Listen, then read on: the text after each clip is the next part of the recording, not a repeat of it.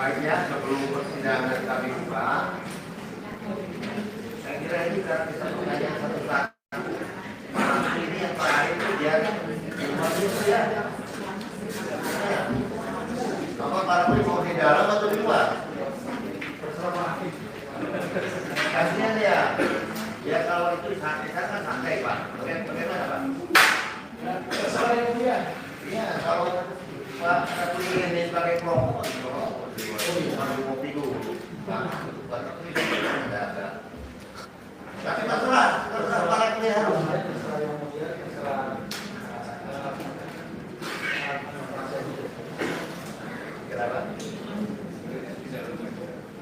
Gimana Pak ini bergabung? Kalau bisa, justru kami ingin bertanya langsung yang mulia. Kayak mau langsung sekali saja. Iya. Baik kalau begitu ya. Oke ya.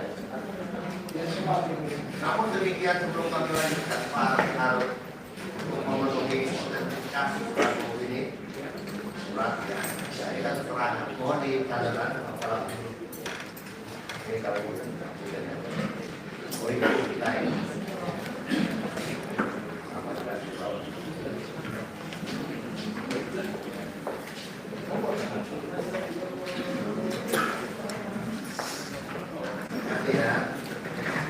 Halo Hongkong, halo Aceh. Makasih yang udah hadir, bantu di like ya buat teman-teman yang lagi nonton, di komen juga. Baik ya. Kursi kami cabut dan sidang untuk dilanjutkan. Ya. Bertanya kuasa hukum. baik, terima kasih yang mulia. Pak Marwan Bara, saya panggil dengan saksi ya Pak. Ya, betul. Saudara saksi mengetahui peristiwa KM50 sebelumnya.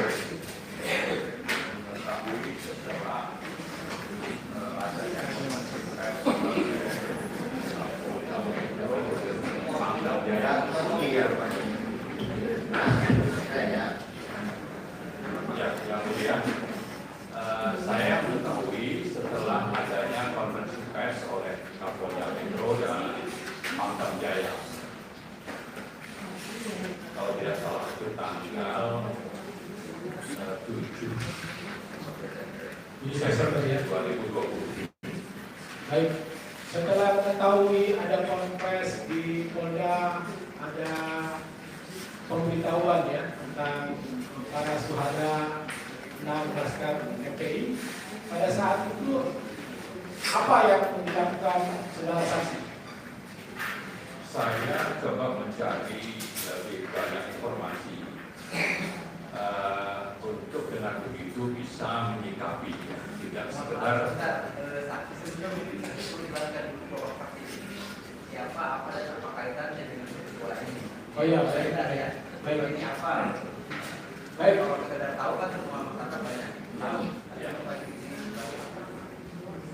Jadi saya menjelaskan. Ya, silakan. Ya, jadi setelah sekian minggu peristiwa itu terungkap, kami dari berbagai kalangan yang waktu itu dipimpin oleh Pak Amin Rais membentuk tim, namanya tim pengawal peristiwa pembunuhan atau TP36 pengawal HRS. Nah, sebetulnya di samping orang-orang yang tergabung dalam tim inti itu, kami juga menggalang petisi. Jadi kalau bicara TP3 ini sebetulnya orangnya bisa puluhan ribu, tapi tim ini lalu kemudian tidak sekedar berhenti membuat pernyataan sikap, tapi kami juga mencoba menggali lebih dalam, termasuk mendapatkan informasi dari dua sisi. Dan salah satu yang kami hasilkan adalah buku yang berjudul Pelanggaran HAM Berat, Pembunuhan 6 Pengawal HRS, atau buku putih ya, judul paling atasnya.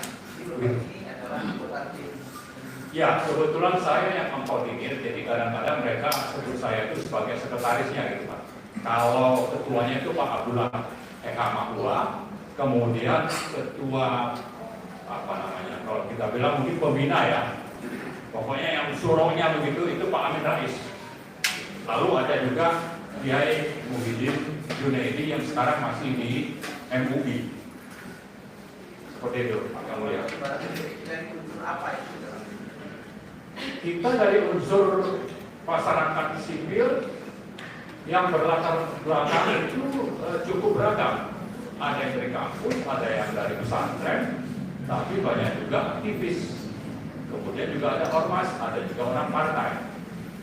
Intinya sebetulnya kita tidak bicara latar belakang kita, tapi kita fokus bahwa ini ada masalah besar. Ini masalah pelanggaran HAM berat menurut kita. Karena itu kita ingin kontribusi supaya masalah pelanggaran HAM berat ini bisa dituntaskan. Dan saya sering mengulang-ulang pernyataan Pak Jokowi waktu tim PP3 berkunjung minta waktu ketemu dengan Pak Jokowi.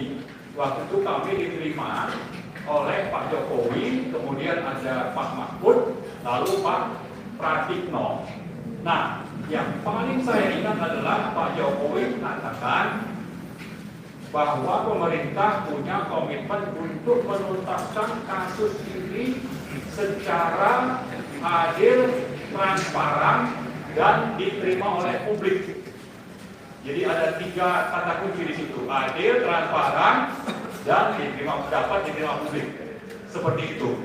Waktu kami menyampaikan aspirasi pertama, waktu itu buku belum selesai ditulis. Nah, janji ini sebetulnya kami tepati salah satunya dengan menyampaikan hasil kajian mungkin ya, atau kalau disebutkan penyelidikan tentu bukan. Tapi bahwa yang kami tulis ini sudah terbuka dan kami meyakini tidak ada fitnah di dalamnya dan sudah tersebar kemana-mana, termasuk kami membuat versi bahasa Inggrisnya dan kami kirim ke lebih dari 50 kedutaan besar yang ada di Jakarta, asing yang ada di Jakarta. Begitu yang mulia. Baik, terima kasih. Tadi disampaikan bahwa saudara saksi adalah bagian dari tim dan sekretaris ya. Apakah kemudian dari rangkaian buku putih tersebut yang saudara sampaikan di sini itu meminta berkaitan dengan fakta-fakta yang ada melalui wawancara, melalui ketemu dengan pihak-pihak tertentu, bisa untuk menjelaskan siapa aja pada saat itu yang memberikan masukan terhadap buku ini? Ya, kami memang mengambil informasi terutama yang terbuka di media, baik yang tertulis, tapi juga yang ada di sosial media, misalnya dari TV atau juga pendapat-pendapat kalangan yang khusus membahas ini, terutama kalau ada webinar dan sebagainya. Tapi intinya bahwa yang kami ambil itu dan juga kami beri catatan dan kami analisis, termasuk juga yang dari Komnas HAM. Karena Komnas HAM itu secara resmi juga mengirim laporan yang disampaikan kepada pemerintah pada tanggal 6 Januari 2021. Jadi laporan penyelidikan judulnya, disampaikan khusus kepada TP3 oleh Pak Mahfud MD sebagai Menko. Jadi bicara sumber saya kira cukup beragam, tapi kami lebih banyak dari informasi yang sudah terbuka. Memang kami belakangan juga sempat mewawancara pengawal HRS yang lolos dari pengejaran aparat, dan mereka juga menyampaikan apa yang mereka alami, dan dari situ kami meyakini bahwa memang apa yang disampaikan oleh atau memperkuat keyakinan kami bahwa laporan Komnas HAM yang disampaikan kepada Presiden itu banyak sekali hal-hal yang sebetulnya tidak objektif dan lebih tendensius. Tapi ini nanti bicara pendapat ya, saya kira bisa berbeda nanti. Tapi intinya itulah yang kami alami. Betul, intinya bahwa sumbernya cukup beragam, dan dari situ kami hasilkan buku, dan di buku itu kami juga membuat analisis kesimpulan bahwa ada masalah besar di penegakan hukum dalam kasus pelanggaran HAM berat tersebut. Begitu ya. Baik, di salah satu buku saudara itu disebutkan bahwa di halaman 177 Komnas HAM tidak optimal menggali data. Ya. 77 Komnas HAM tidak optimal menggali data. Ya. Baik. Bisa saudara saksi uraikan maksudnya tidak menggali data secara maksimal? Ya, jadi kalau bicara, pertama saya ingin menjelaskan bahwa menurut undang-undang tentang HAM ya, di pasal 89 ayat 3 Undang-Undang Nomor 39 tahun 99 tentang apa yang menjadi wewenang Komnas HAM dalam kasus ini dan apa yang dilakukan. Nah, menurut ketentuan pasal 89 ini terbukti menurut kami dan bisa diuji sebetulnya oleh yang memang punya keahlian dalam bidang ini, bahwa yang dilakukan Komnas HAM itu hanya pemantauan. Ya, sementara mereka menyebutkannya ini laporan penyelidikan. Ini saja sudah sangat nyata hal-hal yang sumir atau hal yang melanggar aturan sebetulnya dilakukan oleh Komnas HAM. Ini sebenarnya bisa diuji, tapi bicara tadi soal pertanyaan ya memang kita meyakini Komnas HAM tidak melakukan hal yang seharusnya diatur undang-undang untuk mereka lakukan. Pertama, mengatakan ini hasil penyidikan, ternyata ini hanya hasil pemantauan. Kedua, mereka hanya mendengar dari satu pihak, yaitu dari kepolisian. Sementara kami di sini menuliskan, misalnya harusnya ada 7 items ya yang harus diperhatikan oleh Komnas HAM juga dan diakomodasikan dalam kajian pemantauan tadi yang diakui sebagai penyidikan itu. Yang pertama, bahwa informasi yang berasal dari pihak MPC dan keluarga korban, pertama antara itu voice note, ada 105 percakapan, ada rekaman pembicaraan, ada foto mobil yang dicurigai. Keempat, ada jejak digital untuk lini masa digital. 5, foto kondisi jenazah yang diterima keluarga sebanyak 38 lembar. Ada foto-foto terkait peristiwa penangkapan agen BIN tanggal 4 Desember 2020 dan ada pandangan hukum atas peristiwa. Ini semuanya tidak diakomodasi dalam laporan dari Komnas HAM tersebut. Sementara karena dilabel sebagai laporan hasil penyidikan, inilah yang menjadi dasar untuk proses hukum selanjutnya sampai ada keputusan atas yang diduga sebagai pembunuh, yaitu 3 orang, yang 1 orang meninggal, yang menurut keyakinan kami itu sebetulnya tidak harusnya seperti itu, karena dimulai dari hasil laporan dari Komnas HAM yang sifatnya masih pemantauan.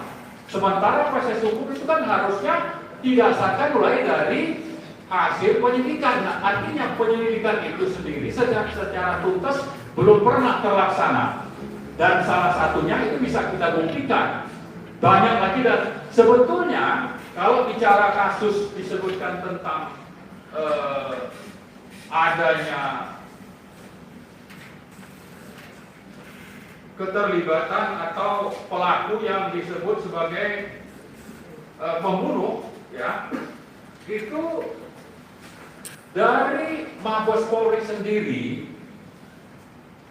dalam rilisnya telah menyatakan bahwa calon tersangka anggota Polri Metro Jaya, Polda Metro Jaya, selain akan dikenakan ketentuan pasal 338 KUHP tentang pembunuhan, juga pasal 351 ayat 3 yaitu tentang penganiayaan dan yang menyebabkan kematian. Penganiayaan yang menyebabkan kematian. Artinya kalau kita bicara ada penganiayaan itu sudah ada indikasi di sini, tapi dalam kasus Habib Bahar misalnya, ini kok seolah-olah masalah penganiayaan ini sesuatu yang tidak terjadi atau ini ingin ditutup-tutupi, dan itulah yang selama ini kami yakini setelah membaca laporan Komnas HAM ini.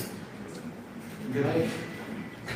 Saudara saksi, unlawful killing dan extrajudicial killing di dalam buku ini dibahas memang. Nah, dua hal ini memang menjadi kesimpulan dari Komnas HAM ya, kaitan dengan 6 syuhada. Yang 2 itu unlawful killing, yang 4 tadi extrajudicial killing. Begitu, saudara saksi? Ya, seperti itu. Bisa dijelaskan maksud dari unlawful killing dan extrajudicial killing? Kalau menurut pendapat kami dalam buku ini lebih kepada untuk berbagai kepentingan, bahwa publik sudah paham ini ada masalah besar, maka untuk menunjukkan kepada publik Komnas HAM ini bertanggung jawab, maka disebutkanlah hal adanya unlawful killing. Tapi di sisi lain, Komnas HAM ini tidak independen atau ada intervensi yang membuat mereka akhirnya tidak melakukan fungsi penyelidikan secara tuntas. Malah yang dilakukan adalah menurut TP3 itu lebih banyak untuk menutupi kejahatan yang sebenarnya. Dan kalau memang bicara soal bahwa ini ingin dituntaskan, mestinya didengar dari dua sisi. Dan fakta-fakta di lapangan sudah menunjukkan hal yang seperti itu. Tapi ini kan justru ingin ditutupi, termasuk dalam rekomendasi. Disebutkan ada 2 mobil yang tidak jelas. Ini diakui sendiri oleh Komnas HAM, tapi ini kan tidak diproses lebih lanjut. Karena memang tadi ada rekayasa menurut kami untuk mengarahkan bahwa ini cukuplah sampai sini, bahwa ada mobil lain yang ikut dan ada mungkin aksi-aksi yang dilakukan sampai terjadinya penganiayaan atau pembunuhan, itu justru tidak lanjut, tidak ada proses lebih lanjut. Sementara waktu kami datang ke istana tanggal 9 Maret itu, Pak Jokowi bilang kami terima laporan. Lalu diangkat tangannya, ada kotak, saya sudah mendengar semuanya. Menurut Pak Jokowi ini ya. Tapi yang mana itu? Apa yang didengar? Nah, lalu berjanji untuk kami silakan nanti lanjutkan untuk mencari fakta. Cuma kami belum pernah secara terbuka seperti ini dalam sidang mendapat kesempatan untuk menjelaskan itu. Dan alhamdulillah ada kasus Habib Bahar. Dengan begitu, apa yang selama ini tidak sempat terungkap itu mudah-mudahan bisa. Amin. Nah, kami bukan tidak mengirim kepada Pak Jokowi bahwa sesuai janji Bapak tanggal 9 Maret untuk menerima kami kalau nanti sudah selesai melakukan kajian atau pencarian fakta. Untuk ketemu lagi, kami kirim surat, berkali-kali tidak dijawab. Akhirnya kami kirim melalui surat, termasuk ke Pak Mahfud MD, ke Polri dan sebagainya yang memang relevan. Nah, tapi faktanya seperti itu, tidak ada kelanjutan, kemudian terjadilah sidang yang mendasarkan laporan sumber yang sebetulnya hanya hasil pemantauan menurut Undang-Undang HAM pasal 89 tahun 99 yang saya sebutkan tadi, padahal penyelidikan belum pernah secara seksama dilakukan. Baik, Presi. Tadi saksi menyampaikan bahwa ada rilis dari Mabes Polri berkaitan dengan adanya dugaan tindak penganiayaan terhadap para syuhada. Apakah saksi juga menyaksikan foto-foto yang beredar di media massa atau itu menjadi dokumentasi dari PP3 untuk menyampaikan di rilis ini? Terus apakah saksi juga mewawancarai pihak keluarga korban untuk memastikan bahwa benar luka-luka ada dugaan tidak penganiayaan sebelum para syuhada itu dibunuh? Kalau bicara TP3 secara umum, jawaban atas pertanyaan itu ya. Tapi soal siapa yang melakukan itu kami bagi-bagi tugas. Tapi intinya kami memang menyaksikan ya bukti-bukti hasil penganiayaan tersebut. Dan kami yakini itu, dan kalau itu disebut hoax, mestinya dari dulu dia menyebar sudah ditangkap. Tapi kenapa tidak dilakukan seperti itu? Nah, terus juga ini sudah menjadi laporan yang juga sudah sampai ke lembaga-lembaga internasional sebetulnya. Termasuk kami juga sudah melaporkan ke beberapa lembaga, saya lupa namanya, yang ada kaitan dengan PBB tentang ini. Nah, tapi intinya adalah bahwa apa yang sudah tersebar sejak kasus ini, terutama sejak bulan Februari Maret, itu sebetulnya sama dengan disampaikan oleh Habib Bahar. Jadi ini sebetulnya sudah merupakan rahasia umum menurut kami. Ya, jadi kalau sudah seperti itu, kenapa yang dulu-dulu itu tidak ditangkap saja? Toh mereka menyebarkan mungkin lebih parah lagi dibanding yang disampaikan oleh Habib Bahar menurut kami ini.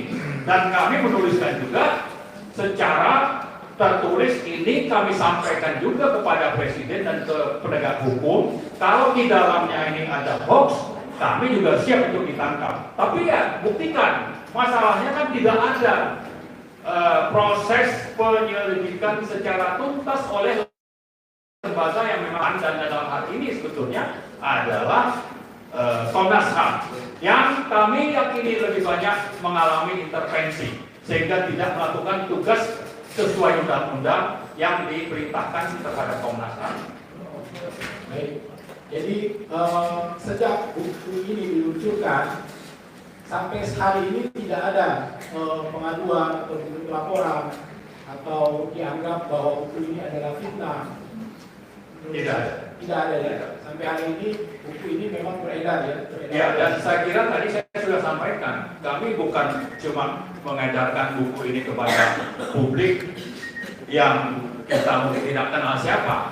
Justru orang yang paling tinggi pangkatnya di Republik ini sudah kami kirim secara khusus. Namanya Presiden Joko Widodo. Lalu ada juga Menko Mahfud MD. Minimal dua itu. Lalu kami kirim juga ke Komnas HAM dan kami minta waktu untuk menguji apa yang mereka laporkan. Tapi kami tidak mendapat kesempatan untuk berdialog. Sehingga dengan begitu harapan kami sebetulnya adalah kalau memang fungsi HAM, penegakan HAM ini ingin benar-benar ditegakkan oleh Komnas HAM, mestinya mereka mendengar dari seluruh sisi yang saya sebutkan tadi. Mereka tidak melakukan itu, dan mereka justru merekayasa laporan yang mereka buat ini, dan inilah yang menjadi pegangan pemerintah untuk memproses lebih lanjut sehingga akhirnya yang dua polisi itu juga dinyatakan bebas. Baik, saudara saksi, apakah di samping ke lembaga kepresidenan ada lembaga lain, misalnya ke DPR untuk menyampaikan di Komisi 3 terkait dengan ini? Ya, yang mulia. Jadi sebetulnya kami waktu itu mendatangi minimal ada 3 fraksi, ada fraksi, semua fraksi sebetulnya kami kirimi sudah termasuk pimpinan DPR. Tapi dari semua fraksi itu hanya 3 yang berkenan menerima, yaitu dari PKS, kemudian dari PAN dan dari P3.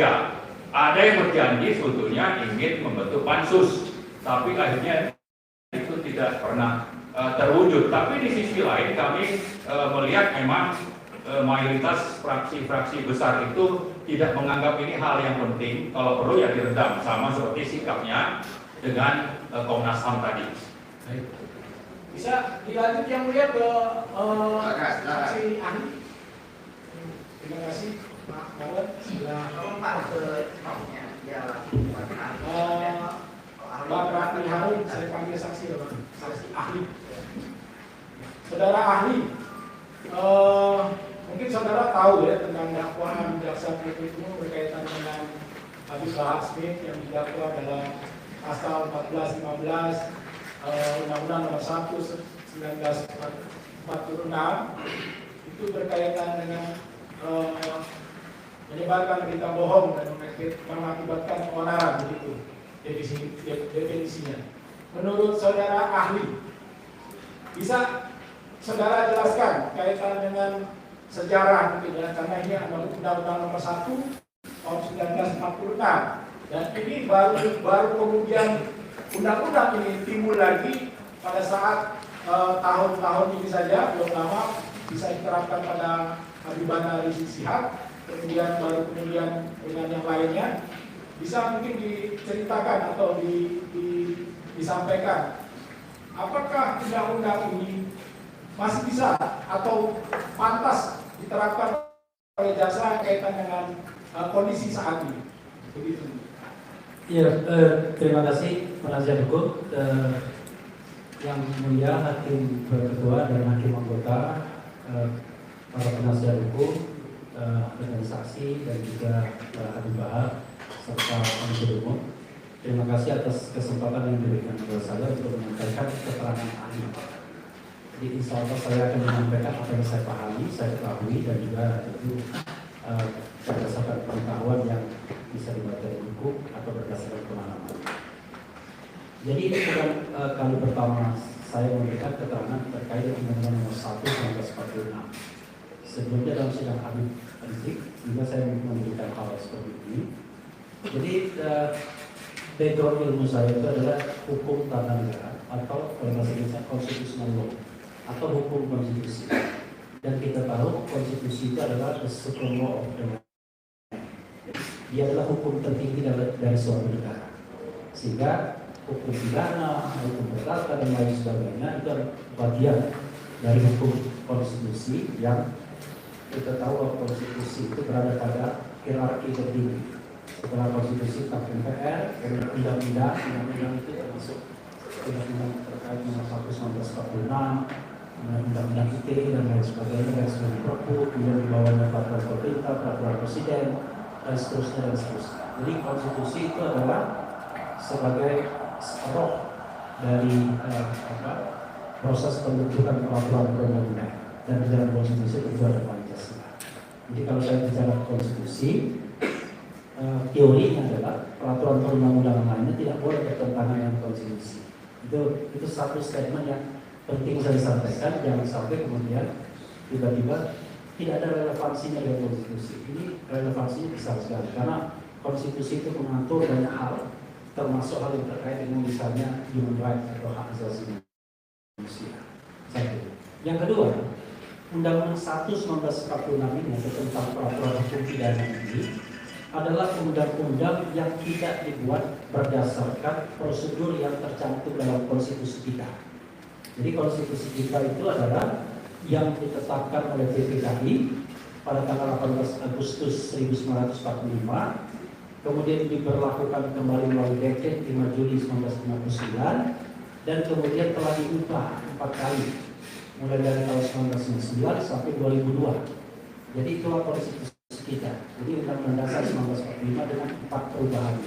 Nah, kita tahu ibu dan bapak-bapak sekalian, undang-undang itu dibentuk dengan joint power antara kekuasaan eksekutif dan kekuasaan legislatif. Di eksekutif ada presiden, kemudian di legislatif ada DPR dan DPD. Tapi persetujuan undang-undang memang antara presiden atau pemerintah dengan DPR. Undang-Undang 1 1946 ini tidaklah mengikuti pakem undang-undang, karena pada waktu itu kita belum ada yang namanya DPR, apalagi DPD, karena DPD baru dikenalkan melalui perubahan Undang-Undang Dasar perubahan ketiga tahun 2001. Karena itu saya mengatakan harusnya ya, Undang-Undang 1 1946 ini tidak lagi diterapkan di bumi Indonesia. Kenapa begitu? Mungkin ibu-ibu dan bapak-bapak sekalian, majelis hakim yang mulia akan bertanya, toh belum dicabut? Iya. Jadi undang-undang itu tidak berlaku menurut saya paling tidak 3 hal. 1, melalui keputusan hukum. Keputusan hukum itu kalau sedang di Mahkamah Konstitusi menyatakan tidak berlaku lagi. Yang kedua, itu melalui lawmaking proses pembentukan undang-undang. Dalam hal ini bisa melalui RUU atau Perpu. Jadi Perpu itu kan harus disetujui juga di DPR. Nah, yang ketiga, melalui praktik di pengadilan. Jadi praktik di pengadilan bisa menyampingkan undang-undang. Misalnya undang-undang tersebut dirasakan tidak lagi adil, tidak lagi memenuhi katakanlah rasa keadilan yang berkembang di masyarakat, atau sebenarnya bertentangan dengan peraturan yang lebih tinggi tetapi belum dicabut secara formal karena tidak diajukan. Saya beranggapan, ibu-ibu dan bapak-bapak sekalian, Undang-Undang Nomor 1 1946 itu harusnya tidak diberlakukan lagi saat ini, karena selain dia tidak dibentuk berdasarkan Undang-Undang Dasar 1945 yang sudah berlaku, karena pada waktu itu kita tahu hanya ada presiden dan Komite Nasional Indonesia Pusat yang melakukan pekerjaan seperti membantu presiden, karena belum ada MPR, DPR, DPA, BPK dan lain sebagainya. Sementara materi juga adalah materi yang hari ini mudah sekali untuk menjerat orang-orang.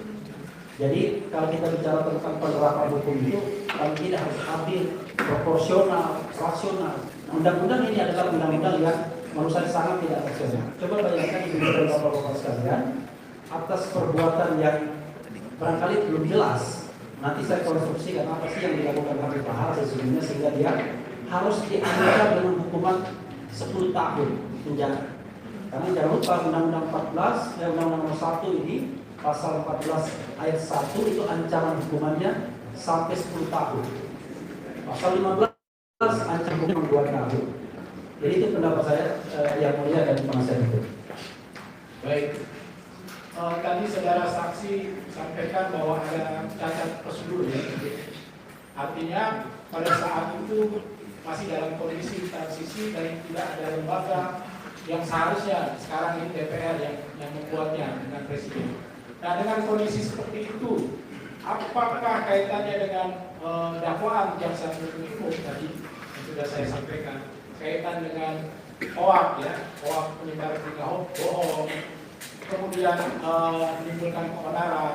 Kalau dilihat dari materi acuannya, itu kan harus menimbulkan keonaran, harus ada konkret. Nah, kemarin kita juga banyak dapat saksi-saksi yang menyampaikan bahwa ada pengamat sosial media, keonaran itu tidak harus disampaikan di media sosial, tapi harus fakta, harus ada keonaran yang fakta, yang nyata, bukan hanya di media sosial. Nah, menurut ahli bahwa berkaitan dengan ini, pendapat ahli apa? Ya, yang mulia ya, walaupun undang-undang itu menurut saya tidak layak lagi digunakan, tetapi de facto dia digunakan untuk mendakwa terdakwa. Saya ingin membacakan undang-undang ini ya, yaitu pasal 14 ayat 1 Undang-Undang Nomor 1 1946 yang bunyinya, barang siapa dengan menyiarkan berita atau pemberitahuan bohong dengan sengaja menerbitkan keonaran di kalangan rakyat, dihukum dengan hukuman penjara setinggi-tingginya 10 tahun. Jadi luar biasa, ini tidak main-main ancaman hukumannya. Kalau dikaitkan dengan fakta atau kejadiannya, maka rasionalitas kita akan bertanya, apakah ia penerapan hukum seperti itu?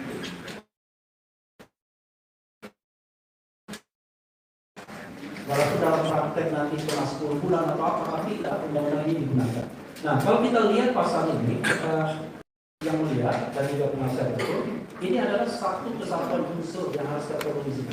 Jadi unsur barang siapa harus ada, kemudian unsur menyiarkan.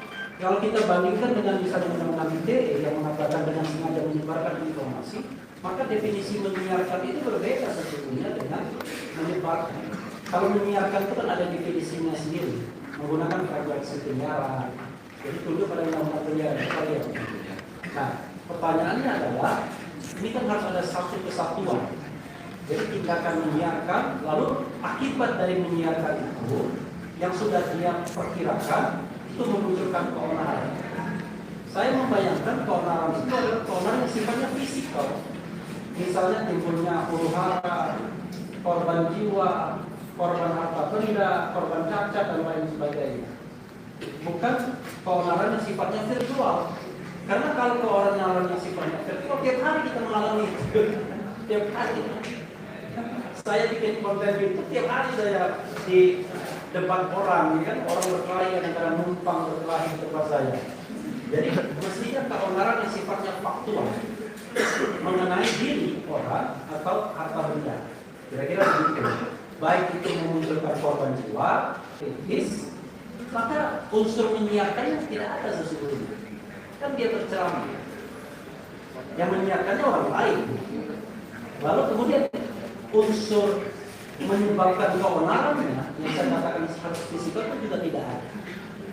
Tetapi saya ingin garis bawahi soal penyiaran yang kalau setiap penyiaran yang menunjukkan potensi keonaran kita bisa dipidanakan, mati semua yang namanya YouTuber itu. Atau misalnya penyelenggara penyiaran televisi itu. Karena begitu dianggap bahwa wah, dia menyebarkan berita bohong, tiba-tiba kita yang kebetulan merilai acara itu, karena juga kita karena dianggap kita menyiarkan berita bohong. Apakah dari sisi logika hukum seperti itu? Tidak. Apalagi pidana ini ultimum remedium. Dia harus menjadi jalan terakhir. Kalau seandainya tidak mungkin lagi namanya restoratif justice, rekonsiliasi dan lain sebagainya. Kalau ini dengan Undang-Undang 1 1946 ini sekarang ini ada banyak orang, ada kelompok orang yang setiap saat ngintip kita. Orang-orang yang suka memberikan statement, kemudian mengkritisi kekuasaan. Awas kalau terpreset saya laporkan menyebarkan berita bohong. Pernah kita. Saya kira dalam kesempatan ini saya apel kepada hakim Majelis Hakim Konstitusi. Apa begitu penegakan itu melalui undang-undang yang sebenarnya sudah penggunaannya menurut saya sudah keterlaluan dalam menjerat atau memidanakan orang yang barangkali menyampaikan berita yang katakanlah perlu dikoreksi, tetapi tiba-tiba dipidanakan. Satu lagi, kita jangan lupa bahwa ada undang-undang pers juga atau undang-undang penyiaran. Kalau seandainya sebuah berita, sebuah fakta, sebuah pemberitahuan yang dianggap tidak benar, maka sebenarnya tersedia saluran untuk melakukan hak jawab. Jadi silakan menggunakan hak jawab dengan frekuensi yang sama, dengan tempat yang sama, sehingga ada keseimbangan di masyarakat. Ya, sebagai contoh saya difitnah misalnya. Oke lah. Lalu kemudian saya upayakan untuk membendung itu melalui hak jawab saya dan lain sebagainya. Nah, kalau ini kan tidak terjadi. Padahal balik lagi pada konstitusi kita, Undang-Undang Dasar 1945 pasal 2 mengatakan bahwa yang namanya warga negara manusia itu berhak memperoleh, mengolah dan menyebarkan informasi sebagai bagian dari hak asasi manusia. Bayangkan konstitusi yang sudah capek-capek kita amandemen untuk memberikan perlindungan dalam hal the right to information, tiba-tiba dengan mudahnya dikalahkan dengan Undang-Undang 1 1946 yang dihidupkan kembali, padahal undang-undang ini adalah undang-undang pada masa peralihan. Begitu ya, Bu? Baik, Terima kasih, Mas. Ke Pak Saksi Samarwan. Baik, selanjutnya saya panggil saksi. saudara saksi mengetahui kan bagaimana Habib Bahar bisa sampai di persidangan ini kan? Tahu nggak? Ya dari sosial media. Dakwaannya tahu nggak soal mengatakan? Kalau dakwaannya memang saya belum paham, tapi belakangan saya tahu ternyata seperti itu. Makanya tadi saya sudah singgung yang mulia bahwa kalau seperti itu mayoritas publik yang memperhatikan kasus pembunuhan ini sudah paham, itu sudah terjadi dan sudah banyak yang menyebarkan. Artinya ini sudah dari sejak kapan juga tentang adanya penyiksaan itu sudah banyak yang menyebar, sudah banyak yang menulis. Dan kami secara resmi juga menuliskan dalam buku. Dan dari FPI juga sudah melaporkan ke beberapa lembaga internasional. Baik. Kemudian terkait dengan kondisi fisik jenazah waktu itu, apakah ketika concern ke sana, apakah dimuat gitu berdasarkan fakta informasi yang didapat pasti testimoni objektifnya bagaimana? Dimuat juga kan? Dari kemudian yang dikatakan Habib Bahar objek kepenuhannya adalah seperti ini yang dituduhkan. 6 pengawal Habib Rizik disiksa, dibantai, dicopot kukunya, dikuliti, kemaluannya dibakar. Apakah poin-poin tersebut ada di dalam buku putih tersebut atau didengar oleh saudara saksi terkait dengan penyusunan buku itu bersama tim? Ada yang didengar, ada yang ditulis, tapi tidak secara menyeluruh seperti yang tadi disebutkan oleh tim kuasa hukum. Berarti ya.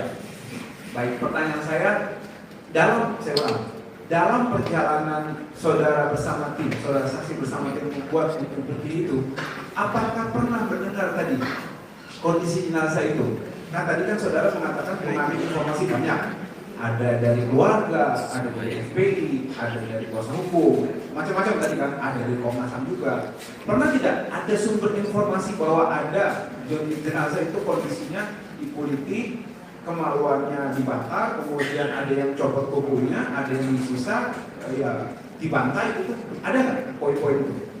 Ada ya. Artinya sumber-sumber itu ada. Ada itu sebelum Habib Bahar cerita di ceramah di kajian beliau di Bandung atau sebelumnya itu sudah pernah mendengar? Sebelumnya, apa yang tadi saya sebutkan bahwa yang disampaikan Habib Bahar itu adalah sesuatu yang sudah menjadi rahasia umum sebelumnya dan orang sudah banyak membahas itu dan juga menulis tentang itu. Jadi bukan hal baru. Justru dengan adanya kasus Habib Bahar ini, saya sebetulnya TV3 itu berterima kasih untuk dengan begitu mendapat kesempatan informasi yang lebih objektif. Sebetulnya itu sesuatu yang sudah dulu dibahas tapi tidak ada penuntasan hukumnya. Dengan seperti ini, mudah-mudahan nanti justru di samping terima kasih kepada Habib Bahar dan mudah-mudahan nanti beliau bisa bebas, tapi yang penting adalah bahwa ada kelanjutan dari kasus ini, kejahatan HAM berat ini, karena memang secara pro justisia itu belum pernah terjadi penyidikan yang dilakukan di negara ini. Karena tadi saya sudah sampaikan, yang dilakukan Komnas HAM itu hanyalah pemantauan. Baik, sekarang begitu.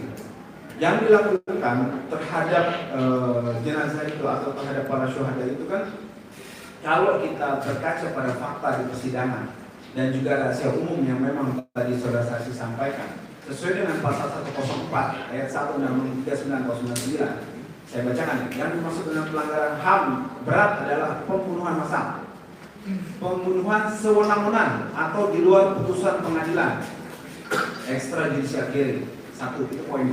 Kemudian penyiksaan, 2. Kemudian 3, penghilangan orang secara paksa. Mohon disimak saudara saksi 3 poin ini. Kemudian ada yang terakhir poin keempat, ya, diskriminasi yang dilakukan secara sistematis. Nah, pertanyaan saya, dari yang saya sebutkan tadi, mana tuh yang masuk? Kan tadi kan kita sepakat tuh, ada penyiksaan, seperti itu kan, ada extrajudicial killing, ada juga penghilangan secara paksa, gitu kan. Nah, artinya kalau misalnya ini konsisten dijalankan, apakah mungkin itu berarti berlanjut ke penerapan Undang-Undang 26 2000 itu? Ya jelas itu akan ke sana ujungnya, karena kami meyakini bahwa kalau bicara tentang undang-undang nomor 26 ya tentang Peradilan HAM. pengadilan HAM, bukan tentang HAM. HAM itu kan tahun 99. Yang tahun 2000 itu kan ada kategori yang A, B, C, D itu tidak harus bahwa yang terjadi itu tiga-tiganya, cukup satu saja juga sebetulnya sudah bisa menjadi masuk kategori pelanggaran HAM berat. Dan ini cukup panjang kami uraikan dalam buku ini, yang artinya bahwa mestinya yang ditempuh dalam kasus ini adalah menggunakan undang-undang tentang pengadilan HAM itu. Nah, yang dilakukan oleh Komnas HAM justru menggunakan undang-undang HAM tahun 99. Dan setelah itu dinyatakan hasilnya kan sebagai hasil kerjanya sebagai hasil penyidikan yang sebetulnya kategorinya hanya hasil pemantauan. Dan yang paling penting adalah bahwa tadi sudah disinggung juga, apa yang dibahas dalam buku itu lebih banyak menerima masukan dari satu pihak saja. Sementara dari keluarga, dari FPI dan dari anggota masyarakat lain itu tidak ada kesempatan untuk dimuat dalam laporan pendidikan. Baik. Ada satu pertanyaan mungkin lagi. Saya penasaran nih. Dalam laporan saudara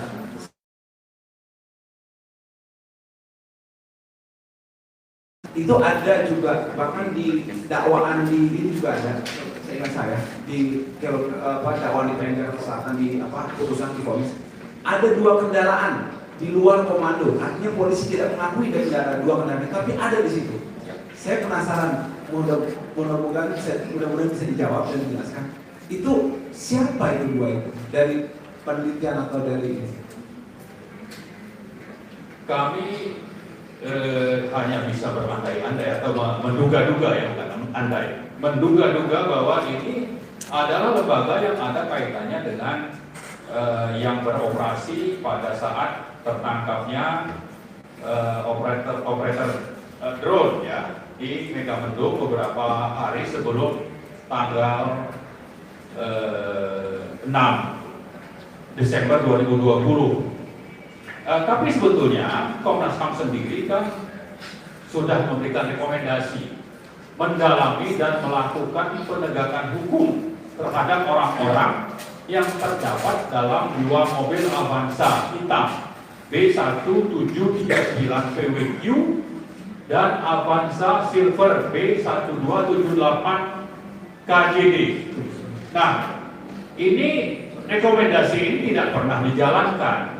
Tapi kalau namanya rekomendasi, sementara ini dianggap sebagai hasil penyelidikan, sebetulnya Komnas HAM belum tuntas melakukan tugas penyidikannya.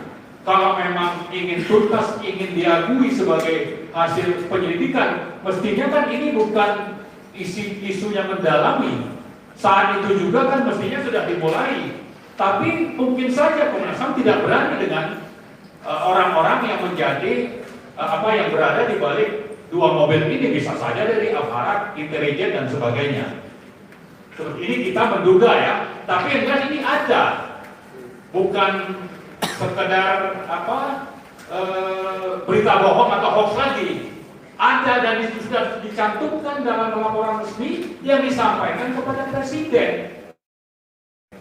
Presiden Jokowi yang mampu sudah baca semua. Tapi ada hal yang sulit seperti ini kok tidak dituntaskan, dan sementara di sisi lain ada penyiksaan yang tadi sudah begitu banyak bukti-buktinya, di mana itu disiksa sampai ke kemaluan. Ini kan hal yang sangat fatal yang tidak bisa didiamkan begitu saja dan tidak bisa juga dikasih label kepada 3 orang. Sementara yang ada di dalam 2 mobil ini bisa saja yang melakukan atau menjadi mastermind dalam operasi lapangan.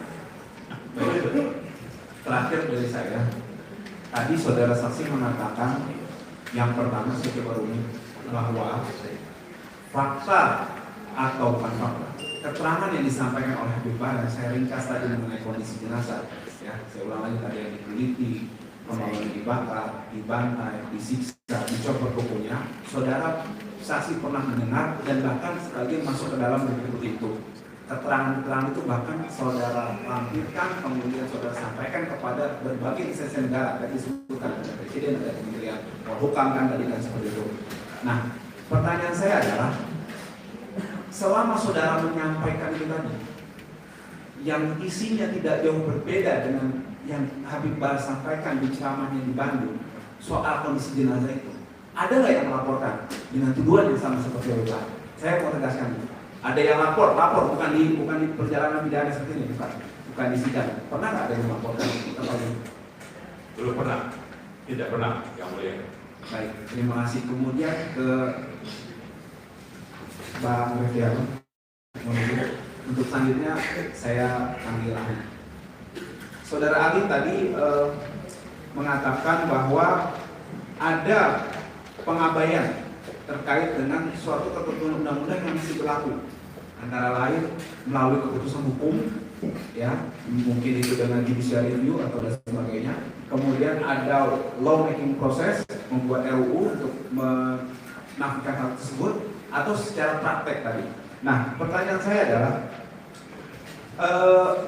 apakah memungkinkan dari sisi konstitusi dari praktek tadi, atau memungkinkan jurisprudensi tadi untuk mengimplementasikan yang saudara ahli katakan tadi terkait dengan khususnya penerapan Undang-Undang 1 tahun 1946 pasal 14 dan 15 ini?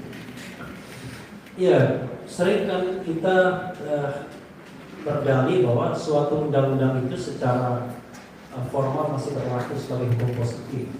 Padahal di Republik ini majelis hakim yang mulia dan juga penasihat hukum serta penuntut umum, banyak sekali undang-undang yang secara formal masih berlaku, tercantum, tapi secara sosiologis tidak berlaku. Misalnya undang-undang tentang land reform tidak pernah dipraktekkan. Sebagian besar tentang undang-undang narkoba agraria juga tidak pernah dipraktekkan.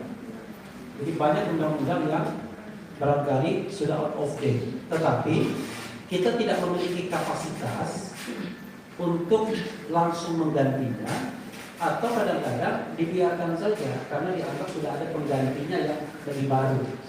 Kadang-kadang lupa dicabut undang-undang. Nah, karena itulah kalau kita bicara tentang hukum tidak hanya law in a book, tapi law in action juga.